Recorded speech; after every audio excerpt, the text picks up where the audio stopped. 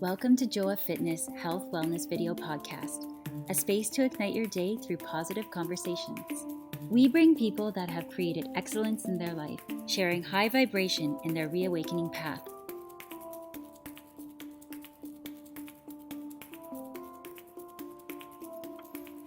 Happy Friday, everybody! Today I'm extremely excited that we just welcoming spring. Finally, spring has arrived in Toronto, and I'm here today with Nav Grewal. She's a physiotherapist of the city of Toronto, but she is now doing the lockdown in Calgary, visiting her family, having a great time to connect and to still work, virtually working.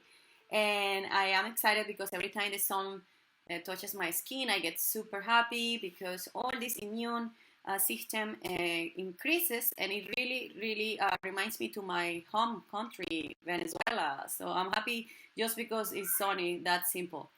I am here with Nav Grewal today, as every Friday, talking about topics that can interest you to understand humans' anatomy, humans' life, and optimize your health from home. So how are you today, Nav? I'm doing great, and we're actually having the opposite weather here in Calgary. It's been raining non-stop for the past 2 days. Before that, we were in the 20s, but I think it's a good sign because the past couple days, today's a new moon, so new beginnings, right? It's raining and releasing everything, but yeah, it's been really nice to connect with my family here in Calgary and still serve all my clients back in Ontario virtually. Yes. So you are a physiotherapist focusing on pelvic floor. That's and you're correct, still yes. working virtually. So you're doing virtual calls and assisting people from the video camera. How is that going? It's going well, just like yourself. I know you've been seeing tons and tons of clients virtually. A lot of people right now, they actually need support. And, the first few weeks of COVID, I think it was a lot of, okay, like rest, relax, or at home. But now everyone's at a point where they're like, okay, I actually need to get some support in terms of nutrition, strengthening, pelvic floor, physiotherapy. And that's why we're here to provide that. And it's awesome that we can do it online. And it's been very, very busy, just like yourself. So we're trying to manage our clients and still trying to educate everybody. Yes. And the most important for us is to provide our skills and to continue thriving even in any circumstance. This is what's happening. It's a new norm. It's going to continue for many months and even years. So we have to adapt and see what we could do to continue expanding and connecting globally. So I'm happy that you are still in Calgary. We're still talking about these topics. And today we're going to be talking about something that a lot of women are asking, which is what's the difference between being stronger and being, let's say, flexible? Or how important it is to be flexible and being strong after 30. Many of my clients are passing through menopause. Many of my clients are actually having kids after 30. And all this changes our body, and definitely our hormones changes after 30. I am 35 years old, and I can feel that I need more self-care as I get older, especially for my joints and my skin. So I'm sure that you also feel this, Nav, because you're also over 30, right? Yes, I'm just a year. I think we just have a year difference in between us, but obviously we look very, very young. Exactly. But it's diet. So diet? I said because of exercise and diet, that plays a huge role, and that's what we're here to talk about, specifically about exercise today. Exactly. So what's the difference between the strength and the flexibility? Like, how important is this for us to age? Yeah, so for a lot of women, especially in their 20s, and I mean, I used to get this as well, like for myself, but also my friends, there's this big misconception about, if I lift too many weights, then I'm going to look like a guy, right? And, get like really, really like big muscles beefed up. And then what happens is usually women are very much focused on doing more stretching and lengthening. So that could be through yoga, that could be through, mobility, doing their own stretching, at home, that kind of thing. And the focus is much more on that versus strengthening. But what actually happens is after the age of 30, women do tend to lose muscle mass, bone mass, and testosterone levels go down. And what happens with that is, and I know everyone thinks that testosterone is really linked to guys. They just have higher levels of testosterone. Women, we have testosterone. It's very, very important for our well-being, as well as growth hormones. And as that decreases, we need to focus on strengthening. We need to focus on getting, like lifting, doing body weight exercises so that we're maintaining and growing muscle mass, because that affects so many things kind of like later in life as well, and we can talk about that. Stretching is still important, but the way we need to kind of shift our focus from thinking about stretching and strengthening is think about it going through mobility and range of motion versus more so static holds. Static holds are great, and I know you can speak to this in a minute, but more so bringing dynamic movements for stretching, so combining both together. Great, yes. So a stretch and a strength, they're both elements of our fitness.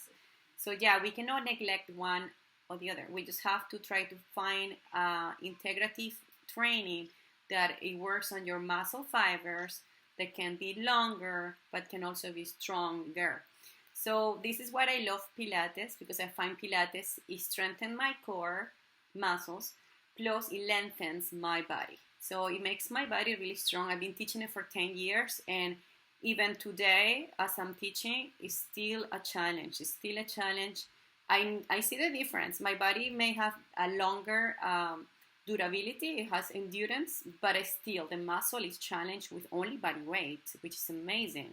So that's why Pilates for me is miraculous for my body. And then yoga, of course, yoga is great for also strengthening and stretching the body, depending on which modality do you practice. So in terms of these hormones, they are changing and shifting the amount of release as the growth hormone changes. Even your collagen release changes. All this will change the way as our connective tissue responds. So I wanted to ask you, for women that passing through postpartum after having kids, their muscles are stretched because, of course, they were pregnant, how they can actually strengthen the core in a very safe way. Yes, so relaxin, which is the hormone that's released in pregnancy, it's actually released pretty early on, between week 5 and 9. It actually can stay up into the body up to 5 to 6 months postpartum, and what relaxin does is it helps to, it's literally the word, relax tendons, muscles, so that as a woman's moving through pregnancy, pelvis can grow to accommodate the baby. But what can happen afterwards is, because it's still in the body, if a woman feels like, oh, I need to do more gentle stuff, more stretching, she actually needs to focus a lot on strengthening. And I see this time and time again where a lot of my clients, they're having issues like wrist pain, elbow pain from holding baby, they're having joint pain in their knees, and they're literally waking up where they feel like they have arthritis. Like the first 30 minutes of the day, they're very, very sore, and then it gets better with movement. So I always tend to push a little bit of strengthening. It can even be like 10 to 20 minutes, because these women are exhausted already. So I like, if I see someone prenatal, I'm telling them to strengthen now, because afterwards you are going to be tired, and if you strengthen now, it's actually going to help with that fatigue afterwards. Postpartum, I tend to do it in short bursts. I'm not going to tell anyone to do 60 minutes of strengthening unless they feel like it, because they're already so tired taking care of baby, they barely have time to themselves.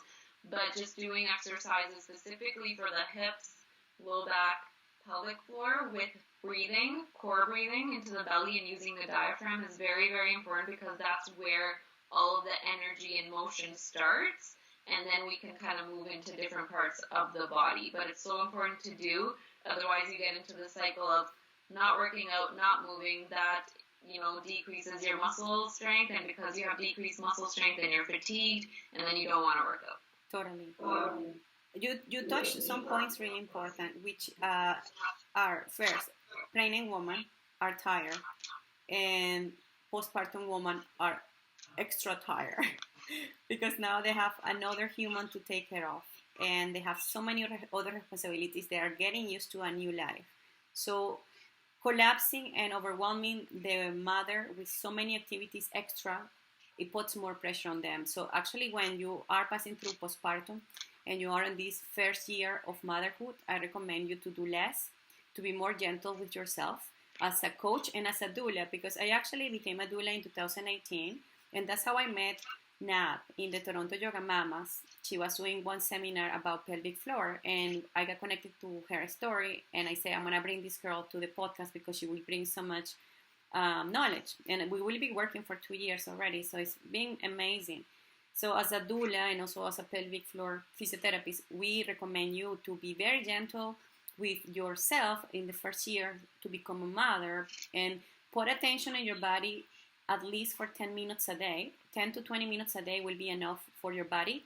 And as you commented, another point, breathing. Breathing is fundamental for the stress management, and also not solo for the stress management, but also to connect to your core muscles. As a Pilates teacher, I always remind my clients to breathe with each movement, and I practice Kegels.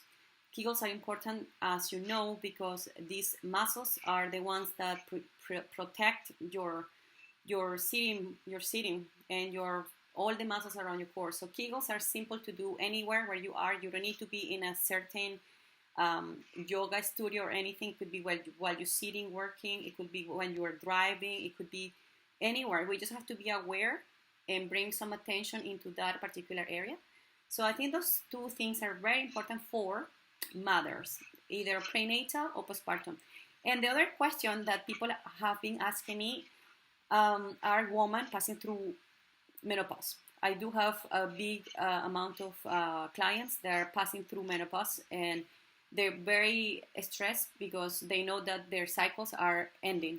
So mentally it's already stressful because they feel like they are expiring, but it's not. They're not expiring. It's just how life goes. But on top of this, they do have some lack of motivation to move. So I also give them very simple movements, and they're based on enjoyment. So I actually give them dancing and yoga. They love dancing and yoga as part of the program. And I wanted to know also what's happening with the bodies through menopause in terms of the pelvic floor, in terms of the hormones. Right, so specifically through menopause, decrease in estrogen is huge. So that decrease leads to decrease in collagen, connective tissue elasticity. The muscles can become weaker, lack of bone growth as well. And then on top of that, yes, losing the period is honestly, it's traumatizing for a lot of women because it's like end of a life cycle. They feel like they might not be a woman anymore. And it's interesting because growing up, we're like, oh my God, I hate my period. And then you get to that point where you're like, where is my period, right?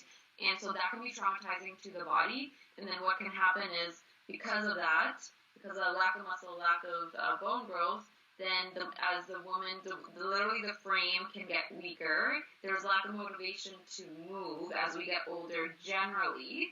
And with that combination of factors, and what can happen is the lack of balance, falls are a huge issue for women after menopause and the elderly. And then, any sort of like hip replacements, knee replacements, like all those things are happening because these muscles are getting weaker and the joints literally have more pressure on them, the bones, which can lead to arthritis, which can lead to pain, which can then lead to not wanting to move, and then body image comes into that as well. So our role, I think, is to gently encourage and empower women to move, to do weight-bearing exercises. A lot of women are doing gentle stuff, such as getting on the bike. Getting on the bike is great for range of motion, but for bone to grow, you want to do impact activities. And it could be low impact, like it could be Zumba, it could be walking, it could be brisk walking, doing aerobics, anything like that is great, but there needs to be weight on the bones. And I think, that's something that you have also been going through with your clients, but really bone grows, not just by taking calcium supplements, but you need to put actual, pressure on it.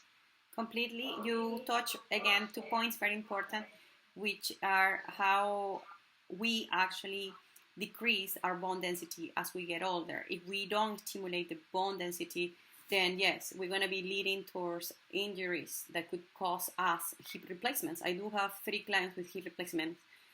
They're really hard to recover. Some of them are passing through harder than before the surgery. So it is really hard for them. I just listen to them and try to first understand their emotions. I feel like for increasing bone density, I do have 2 tips, and I'm going to give you these tips, so take a paper. Number one, I think collagen is fundamental for our connective tissue and for our bone as well, for our joints and mobility. So please do your bone broth. If you're not vegetarian, do your bone broth and do your chicken feet bone broth. This is miraculous. My skin has been getting younger and my hair has been getting stronger since I've been taking this every day for the past year. I do have an instant pot that I make my chicken feet and my beef bone feet bone every day, and this helps me a lot with this, and I don't need to take collagen powder. I was taking collagen powder, which is another option if you have, and I like to mix it with coffee, and that's my coffee if I feel like having it. But actually the pure bone from the real animal, like grass-fed especially, they're really good for you. Those for people that are not vegetarian. If you're vegetarian, you have an option for the algae, collagen marine. It's like a marine option for if you are vegetarian. So I think this is important to just like adding a little bit of collagen into your body that you don't have the ability to create that much. That's number one. And then number two, in terms of like training, in intervals of like high intensities are good. Your body is your gym, okay? Your home. Your body is your gym. You don't need to stop moving. You only need to be very creative and start moving with what you have, your body. So if you do burpees, which is simply standing up and bringing your body down to the floor and standing up again, that movement, it requires a lot of strength because you're lifting your whole body, plus you are somehow powerfully getting up from the floor and coming down. So that movement, you can challenge and see. If you can do 10 in 1 minute, you're good. Now, I challenge you to do 15 and in the future do 20. Why not? Try it. That will be the first thing to do. Try an exercise that is challenging you with your body weight.